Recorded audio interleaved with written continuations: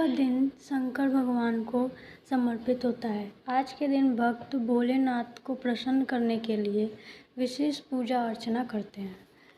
सोमवार में सावन सोमवार का व्रत का कथा इस वीडियो में हम आपको बताने जा रहे हैं। किसी नगर में एक धनी व्यापारी रहता था। दूर दूर तक उसका व्यापार फैला हुआ था।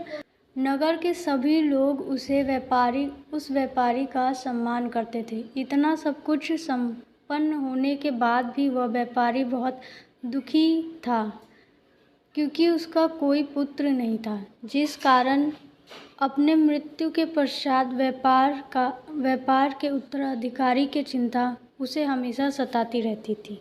पुत्र प्राप्ति की इच्छा से व्यापारी प्रत्येक सोमवार भगवान शिव की व्रत पूजा किया करता था और शाम के समय शिव मंदिर में जाकर शिव जी के सामने घी का दीपक जलाया करता था।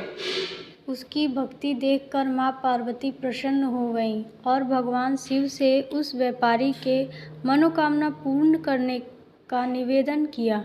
भगवान शिव बोले, इस संसार में सबको उसके कर्म के अनुसार फल की प्राप्ति होती है। जो प्राणी जैसा कर्म करते हैं उन्हें वैसे ही फल प्राप्त होते हैं। शिव जी द्वारा समझाने के बावजूद माँ पार्वती नहीं मानी और उस व्यापारी के मनोकामना पूर्ति हेतु वे शिव जी से बार बार अनुरोध करती रहीं। अंततः माता के आग्रह को देखकर भगवान भोलेनाथ को उस व्यापारी को पुत्र प्राप्ति का वरदान देना पड़ा। वरदान देने के पश्चात भोलेनाथ माँ पार्वती से बोले, अपने आग्रह पर मैंने पुत्र प्राप्ति का वरदान तो दे दिया, परंतु उसका यह पुत्र 16 वर्ष से अधिक समय तक जीवित नहीं रहेगा। उसी रात भगवान शिव उस व्यापारी के स्वप्न में आए और उसे पुत्र प्राप्ति का वरदान दिया और पुत्र प्राप्ति का वरदान देने के दिया और उसके पुत्र के 16 वर्ष तक जीवित रहने की भी बात बताई।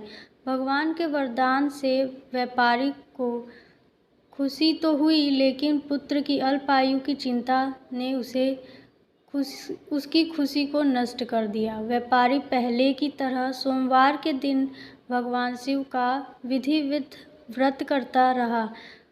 कुछ महीने के बाद उसके घर एक अति सुंदर बालक ने जन्म लिया और घर में खुशियाँ ही खुशियाँ भर गईं। बहुत धूमधाम से पुत्र जन्म का समारोह मनाया गया, परंतु व्यापारी को पुत्र जन्म की अधिक खुशी नहीं हुई, क्योंकि उसे पुत्र के अल्पायु के रहस्य का पता था।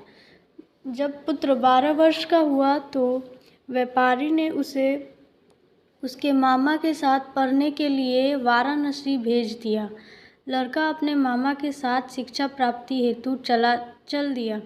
रास्ते में जहाँ भी मामा भांजे विश्राम हेतु रुके, वहीं यज्ञ करते और ब्राह्मणों को भोजन कराते।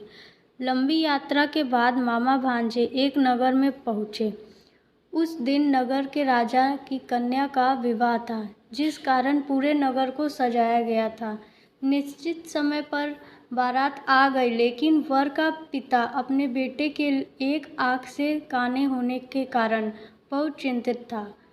उसे भय था कि इस बात का पता चलने पर कहीं राजा विवाह से इनकार न कर दे। इस दिन इससे उसकी बदनामी भी होगी। जब वर के पिता ने व्यापारी के पुत्र को देखा, उसकी मस्तिष्क में एक विचार आया। उसने सोचा, क्यों ना इस लड़के को दूल्हा बनाकर राजकुमारी से विवाह करा दूं। विवाह के बाद वर के पिता ने लड़के के मामा से इस संबंध में बात की। मामा ने धन मिलने के लालच में वर के पिता की बात स्वीकार कर ली। लड़के को दूल्हे का वस्त्र पहनाकर राजकुमारी से विवाह करा दिया गया। राजा ने बहुत सारा धन देकर राजकुमारी को विदा किया। शादी के बाद लड़का जब राजकुमारी के साथ लौट रहा था तो वह सच नहीं छिपा सका और उसने राजकुमारी के ओढ़नी पर लिख दिया, राजकुमारी, तुम्हारा विवाह मेरे साथ हुआ था। मैं तो वाराणसी पढ़ने के लिए जा रहा हूँ और अब तुम्हें जिस नवयुवक की पत्नी बनना पड़ेगा वह कान्हा है। जब राजकुमारी ने अपनी ओढ़नी पर लिखा हुआ पढ़ा तो उसने काने लड़के के साथ जाने से इनकार कर दिया। राजा को जब यह सब बात पता लगी तो उसने राजकुमारी को महल में ही रख लिया। उधर लड़का अपने मामा के साथ वाराणसी पहुंच गया और गुरुकुल में पढ़ना शुरू कर दिया। जब उसकी आयु 16 वर्ष की हुई तो उसने यज्ञ किया। यज्ञ के समाप्ति पर ब्राह्मणों को भोजन कराया और खूब अन्न वस्त्र दान किया। रात को वह अपने शयन कक्ष में सो गया। शिव के वरदान के अनुसार सोते समय ही उसके प्राण चले गए। सूर्योदय पर मामा मृत भांजे को देखकर रोने पीटने लगा। आसपास के लोग भी एकत्र होकर लड़के के मामा के रोने विलाप करने के स्वर समीप से गुजरते हुए भगवान शिव और माता पार्वती ने भी सुने। माता पार्वती ने भगवान से कहा, प्राणनाथ, मुझे इसके रोने के स्वर सहन नहीं हो रहे। आप इस व्यक्ति के कष्ट को अवश्य दूर करें। भगवान शिव ने माता पार्वती के साथ अदृश्य रूप में समीप जाकर देखा तो भोलेनाथ माता पार्वती से बोले, यह तो वही व्यापारी का पुत्र है जिसे मैंने 16 वर्ष की आयु का वरदान दिया था। इसकी आयु पूरी हो गई है। माँ पार्वती ने फिर भगवान शिव से निवेदन कर उस बालक को जीवन देने का आग्रह किया। माता पार्वती के आग्रह पर भगवान शिव ने उस लड़के को जीवित होने का वरदान दिया और कुछ ही पल में वह जीवित होकर उठ बैठा। शिक्षा समाप्त करके लड़का मामा के साथ अपने नगर की ओर चल दिया। दोनों चलते हुए उसी नगर में पहुँचे जहाँ उसका विवाह हुआ था। उस नगर में भी यज्ञ का आयोजन किया। समीप से गुजरते हुए नगर के राजा ने यज्ञ का आयोजन देखा और उसे तुरंत ही लड़का और उसका मामा पहचान में आ गए। यज्ञ के समाप्त होने पर राजा मामा और लड़के को महल में लेकर गए और कुछ दिन उन्हें महल में रखकर बहुत सा धन, वस्त्र आदि देकर राजकुमारी के साथ विदा कर दिया।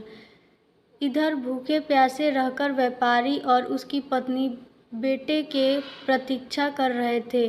उन्होंने प्रतिज्ञा कर रखी थी कि यदि उन्हें अपने बेटे के मृत्यु का समाचार मिला तो दोनों अपने प्राण त्याग देंगे। परंतु जैसे ही उसने बेटे को जीवित वापस लौटने का समाचार सुना तो वह बहुत प्रसन्न हुए। वह अपनी पत्नी और मित्रों के साथ नगर के द्वार पर पहुँचे। अपने बेटे के विवाह का समाचार सुनकर पुत्रवधू राजकुमारी को देखकर उसकी खुशी का ठिकाना न रहा। उसी रात भगवान शिव ने व्यापारी के स्वप्न में आकर कहा, हे श्रेष्ठ, मैंने तेरे सोमवार के व्रत करने और व्रत कथा सुनने से प्रसन्न होकर तेरे पुत्र को लंबी आयु प्रदान की है। पुत्र की लंबी आयु जानकर व्यापारी बहुत प्रसन्न हुआ। शिव भक्त होने तथा सोमवार का व्रत करने से व्यापारी की सभी मनोकामनाएं पूरी हो गईं। इसी प्रकार जो भक्त सोमवार के विधिवत व्रत करते हैं और व्रत कथा सुनते हैं, उनकी सभी इच्छाएं पूरी हो।